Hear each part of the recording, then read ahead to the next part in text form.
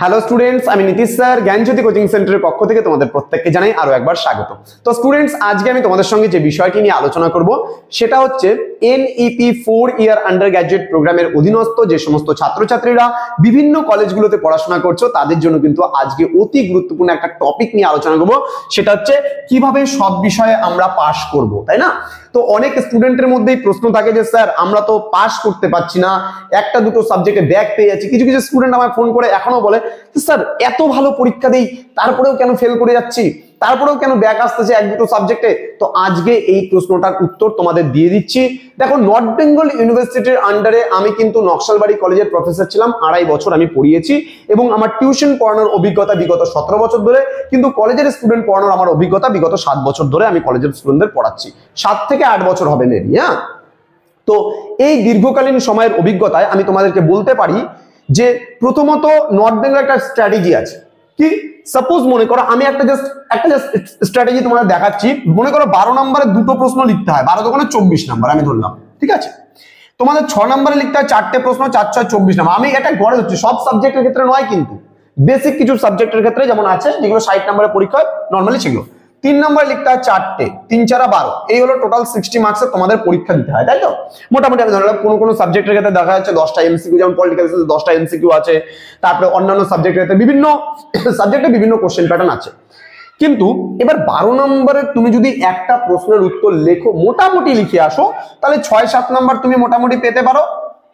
খুব ভালো লিখলে তুমি সেখানে 7 থেকে 8 আমি গড়ে ধরতে পারি মোটামুটি। তার বেশি নাম্বার আশা করা যায় না, কারণ আমরা পুরোপুরিভাবে তথ্য আমরা 12 নম্বরের প্রশ্নগুলোকে দিতে পারি না।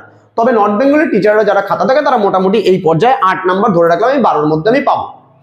এইবার তোমাকে দুটো প্রশ্নই কিন্তু লিখতে হবে, তুমি ছেড়ে আসতে পারবে না। তুমি কম লিখো একটু। মনে করো আমি যেমন আগে একটা ভিডিও করেছিলাম যে সেখানে কত নম্বরের জন্য কত পৃষ্ঠা লিখবো, বা সাপোজ ধরো তুমি একটা 12 নম্বরের প্রশ্ন দেখা গেলো 5 পৃষ্ঠা তুমি লিখে আসতেছো, 5 পৃষ্ঠা লিখতে লিখতে তুমি অনেকটা সময় লাগিয়ে দিলে হবে না। তুমি 1 পৃষ্ঠা কম লিখে 4 পৃষ্ঠা লিখো, তাতে তুমি দুটো প্রশ্নই লিখবে, 4 পৃষ্ঠা করে 8 পৃষ্ঠা, দুটো প্রশ্নের উত্তরই লেখো। একটু কম হোক, ডাজ নট ম্যাটার, কিন্তু পুরোপুরি প্রশ্নের উত্তরটা তোমাকে কিন্তু লিখতে হবে, এটা মাথায় রাখবে। কারণ কি, আমি ধরলাম যে তুমি একটা প্রশ্ন 5 পেজ লিখতে গিয়ে খুব ভালো মতো ফার্স্ট টু লাস্ট লিখতে গিয়ে তুমি একটা 12 নম্বরের প্রশ্নের মধ্যে পেলা 8। এবার দেখা গেল আমি মোটামুটি 4 পৃষ্ঠা লিখেছি একটা প্রশ্ন 4 পৃষ্ঠা লিখেছি, আমি মোটামুটি ধরনের লিখে এসেছি। তাহলে তুমি এখানে 12-এর মধ্যে দেখা গেল যদি 6ও পাও, এখানেও যদি 12-এর মধ্যে 6 পাও, আমি হাফই ধরলাম, তাও কিন্তু দুটো প্রশ্ন মিলিয়ে তুমি কিন্তু এখান থেকে একটা 12 নম্বর পেতে পারো মোটামুটি, আমি যদি লিখে আসি, মোটামুটি আমি বলছি। কিন্তু তোমাকে পুরোটাই লিখে আসতে হবে, তুমি কিন্তু ছেড়ে আসতে পারবে না। একটা প্রশ্ন আমার খুব ভালো কমন পড়েছে, আমি পুরো ফাটিয়ে লিখে দিয়ে আসলাম, আমার একটা প্রশ্ন আমি আনসারই করতে পারলাম না, এটা করলে কিন্তু তুমি কিন্তু সব বিষয়ে পাস করতে পারবে না। আচ্ছা, এবার আমি 6-এর ধরলাম, 6-এর প্রশ্ন 4টা লিখতে হয় আমাদের। এবার 6-এর প্রশ্ন আমি 1.5 থেকে 2 পেজ মোটামুটি বলেছিলাম, সেখানে আমি 2 পেজ লেখার প্রয়োজন নেই, আমি 1.5 পেজ করেও যদি লিখি দুটো প্রশ্ন, আমি ধরলাম 6 নম্বরের প্রশ্নগুলো আমি 3 করে নাম্বার পেয়েছি, তাহলে 3 4 এখানে আমি একটা 12 নাম্বার পেলাম। 3 করে, আমি 6-এর মধ্যে আমার 6 দরকার নেই, আমি 3 করে নাম্বার পেলে আমার যথেষ্ট। এবার দেখা গেলো 3-এর গুলো আমি লিখেছি 4টা, দেখা গেলো আমি 3-এর গুলোতে 1 নাম্বার 1.5 নাম্বার করে পেয়েছি, তাও আমি 6 নাম্বার এখানে পেতে পারি, তাই না? খুব কম হলেও আমি 1.5 করেও যদি নাম্বার পাই, হাফ করেও যদি নাম্বার পাই, তাও আমি 6 নাম্বার পেতে পারি। তাও কিন্তু আমার 30 নাম্বার কিন্তু এখান থেকে চলে আসছে। প্রজেক্ট এবং ভাইভা মিলিয়ে আমি ধরলাম যে প্রজেক্ট এবং ভাইভা মিলিয়ে আমি ধরলাম 12 নাম্বার, তাও কিন্তু আমার 42 মার্কস কিন্তু এই পেপারটাতে আসতে পারে। কিন্তু ম্যাক্সিমাম স্টুডেন্ট কি করে, দেখা গেল পরীক্ষার হলে ঢুকলো, আমার এই প্রশ্নটা স্যার বলে দিয়েছে 100% কমন, এটাকে আমি খুব ভালো করে পড়ে গেলাম, 6 পাতার নোটস, এবং পরীক্ষার সময় 6 পাতা লিখতে লিখতে 1 ঘন্টা লাগিয়ে দিলাম, পরে 6 নম্বরে 2-3টা লিখে আসলাম, আমার সময় শেষ।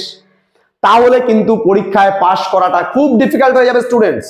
তোমরা একটু কম লিখো, বাট পুরো যে 60 মার্কসের যে পেপার আছে সেই পেপারটা কিন্তু পুরো কভার আপ করে আসো। আমি বারবার করে বলছি, আমার যে সমস্ত স্টুডেন্টরা এই স্ট্র্যাটেজিগুলো শোনে এবং এই কথাগুলো যারা ফলো করে চলে, তারা কিন্তু অবশ্যই পাস করবে পরীক্ষায়, তারা অবশ্যই ভালো রেজাল্ট করবে। কারণ কি, আমি জাস্ট একটা নর্মাল দেখালাম, আমাকে যদি খুব খারাপও টিচার মার্কস দেয়, একটা 12 নম্বরের খুব খারাপও যদি মার্কস দেয়, তাও আমি এখানে ভালো একটা স্কোরিং কিন্তু আমি করতে পারছি। 75-এর মধ্যে কিন্তু আমি এখানে কিন্তু অলরেডি আমি 42 থেকে 45 নাম্বার আমি কিন্তু এখানে আরামসে নিয়ে আসতে পারতেছি। তাহলে দেখো স্ট্র্যাটেজিটা কোন জায়গাটায়, ফোকাসটা কোন জায়গাটায় করতে হবে, তোমাকে পুরো পেপার কমপ্লিটের দিকে ফোকাস করতে হবে। এবার দেখা গেল তোমার পরীক্ষায় একটা টাইম আছে, টাইমিং মনে করো 2 আওয়ার আছে, সাপোজ মনে করো কোনো একটা সাবজেক্টে দেখা গেল 2 আওয়ার আছে। এবার কোনো একটা পরীক্ষার জন্য আমার নির্ধারিত সময় হচ্ছে 2 ঘন্টা। এবার আমি খুব বেশি হলে যে 12 হচ্ছে করে 24 নম্বরের যে পরীক্ষা, এটাকে আমাকে কিন্তু কি করতে হবে 25-50 মিনিটের মধ্যে শেষ করতে হবে, 25 মিনিটসের মধ্যে আমাকে কিন্তু শেষ করতে হবে। তাহলে 50 মিনিট এখানে হয়ে গেল। এইবার 6 নম্বরের গুলো আমাকে বাকি 40 মিনিটসের মধ্যে আমাকে 10 মিনিট করে লিখে কোনো রকম ভাবে শেষ করতে হবে। ছোটগুলো তুমি ভালো করে লিখো, তাহলে স্কোরিংটা একটু ভালো আসবে। তো সময় অনুযায়ী প্রত্যেকের হাতে কিন্তু রিস্ট ওয়াচ একটা থাকবে এবং সেই সময় অনুযায়ী তুমি কাজ করো। তুমি দেখতে পাচ্ছ আমার কাছে যেমন করে এনি হাউ আমাকে 20-25 মিনিটসের মধ্যে একটা 12 নম্বরের প্রশ্নের উত্তর লিখে কমপ্লিট করতেই হবে। এই ধরনের স্ট্র্যাটেজি তৈরি করে নাও। অর্থাৎ তোমাকে প্রতি এক পাতা লেখার জন্য তুমি সময় পাচ্ছ 5 মিনিট। সেই যাদের হাতে লেখা ছোট তারা হাফ পেজ ধরলাম আমি, কিন্তু তুমি একটা 3 নম্বরের লেখার জন্য 5 মিনিট সময় নিতে পারো ম্যাক্সিমাম। তবেই তোমার পেপার কমপ্লিট হবে, তবেই তুমি সব বিষয়ে পাস করবা। এবার যে সমস্ত ছাত্রছাত্রীরা পুরো পেপার কমপ্লিট করে আসে না, তারাই কিন্তু সেই সাবজেক্টগুলোতে ফেল করে। অর্থাৎ টিচারকে নাম্বার দেওয়ার জায়গাটাও কিন্তু তারা দেয় না। আমাদের নর্থ বেঙ্গল ইউনিভার্সিটি আন্ডারে কোনো টিচারই চায় না যে একটা স্টুডেন্টকে আমরা ফেল করাই, কিন্তু তারা ছাত্রছাত্রীদের খাতা লেখার দেখার পরে এমন একটা পর্যায়ের মধ্যে থেকে যায় যে তাদেরকে বাধ্য হয়ে ফেল করাতে হয়। একটা ঘটনা লিখতে গিয়ে অন্য একটা ঘটনায় লিখে দিয়ে চলে আসে স্টুডেন্টরা। পরীক্ষার হলে যে কি ভর করে তারা নিজেরাও জানে না। আমি এমনও দেখেছি, আমি যখন খাতা চেক করতাম তখন দেখেছি যে কিছু কিছু স্টুডেন্ট 0 পেতো ইতিহাসে, 0। তাহলে 0 কারা পাচ্ছে? পুরো দেখা যাচ্ছে যে 6 পেজ 7 পেজ 8 পেজ 10 পেজ লিখেছে, লেখার পরেও 0। তাহলে কেন পাচ্ছে তারা 0? কিসের জন্য তারা পাচ্ছে? কি লিখছে? আমি তো স্যার সব লিখে আসছি, আমি কেন ফেল করলাম?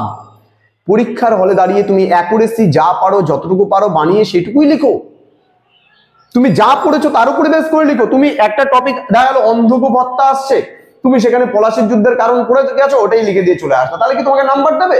তাহলে তোমাকে সেখানে নাম্বার দেবে না।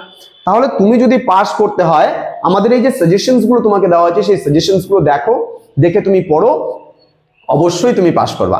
তো স্টুডেন্টস, আজকে আর কথা বাড়াবো না, তোমরা প্রত্যেকে খুব ভালো করে পরীক্ষা দিও। তার মানে আমি বলে দিলাম যে পাস তোমরা কি করে করবে। পাস যদি করতে হয় নর্থ বেঙ্গল ইউনিভার্সিটি আন্ডারে প্রতিটা সাবজেক্টে, তবে প্রতিটা সাবজেক্ট তোমাকে ফুল অ্যান্সার করে আসতে হবে। কোনো অ্যান্সার একটু খারাপ হোক ভালো হোক ডাজ নট ম্যাটার, কিন্তু তোমাকে ফুল অ্যান্সার করে আসতে হবে। এটা মাথার মধ্যে ঢুকিয়ে নাও। চলো, দেখা হচ্ছে তোমাদের সঙ্গে আরো একটা নতুন ভিডিও নিয়ে, নতুন কোনো বিষয় নিয়ে, নতুন কোনো টপিক নিয়ে তোমাদের সঙ্গে হাজির হব। আমাদের জ্ঞানজ্যোতি কোচিং সেন্টারের পক্ষ থেকে তোমাদের প্রত্যেককে, যারা আমাদের টিচিং এবং নন টিচিং স্টাফ রয়েছে তাদের প্রত্যেকের পক্ষ থেকে তোমাদের পরীক্ষার জন্য জানাই অল দি বেস্ট। তোমরা খুব ভালোভাবে পরীক্ষা দেবে, আমরা আশাবাদী। এবং আমাদের কিন্তু পরবর্তী সেমিস্টারের যে অ্যাডমিশন, সেই অ্যাডমিশনটা চালু হচ্ছে 15 ডিসেম্বর থেকে চালু হচ্ছে। এবার এই 15 ডিসেম্বর থেকে আমরা এবার দুটো পর্যায়ে অ্যাডমিশনটা নিচ্ছি। একটা মেজর প্যাকেজ বা মেজর কোর্সের জন্য, একটা হচ্ছে মাইনর প্যাকেজ বা মাইনর কোর্সের জন্য। এবার মেজর প্যাকেজের মধ্যে তোমরা 4th সেমিস্টারে কি কি পাচ্ছ? 4th সেমিস্টারে পাচ্ছ মেজরের 3টা পেপার পাচ্ছ, মাইনরের একটা পেপার পাচ্ছ, তোমাদের এমডিসি একটা পেপার থাকবে, আর হচ্ছে থাকবে তোমাদের হচ্ছে এইসি কম্পালসারি, তোমাদের বেঙ্গলি থাকবে। এই টোটাল 6টা পেপার। তোমাদের এসসিসি কিন্তু পরের সেমিস্টারে মেবি থাকছে না। আর এই 6টা পেপারের জন্য তোমাদের কোর্স ফি হচ্ছে 1199 টাকা। এবং মাইনর প্যাকেজ যেটা হচ্ছে তোমার মাইনরের একটা সাবজেক্ট পাচ্ছ এবং তোমরা এইসি কম্পালসারি পাচ্ছ। এর মধ্যে এমডিসিটাও কিন্তু পাচ্ছ। হ্যাঁ, 3টা প্যাকেজ পাচ্ছ। এখানে 3টা প্যাকেজে পাচ্ছ 499, মানে মেজরটা কিন্তু পাচ্ছ না। এখানে 3টে প্যাকেজের জন্য, এটা যেহেতু পাসের সাবজেক্ট সেহেতু কিন্তু 499 এ পুরো 3টার প্যাকেজ পাচ্ছ। আর এখানে তোমাদের কিন্তু 1199 এ তোমরা পাচ্ছ 6টার প্যাকেজ। তো আমার মনে হয় যে তোমাদের মেজর প্যাকেজটা নেওয়াটাই বেশি বুদ্ধিমানের কাজ হবে। তো স্টুডেন্টস, তোমাদের সঙ্গে দেখা হচ্ছে খুব তাড়াতাড়ি পরবর্তী একটা নতুন ভিডিও নিয়ে। তোমরা প্রত্যেকে ভালো থেকো, সুস্থ থেকো, পরীক্ষা ভালোভাবে কিন্তু অবশ্যই দেবে। আর পরীক্ষা দিয়ে এসে অবশ্যই জানাবে কেমন পরীক্ষাগুলো হলো। Thank you so much, thanks for watching. After all, thank you.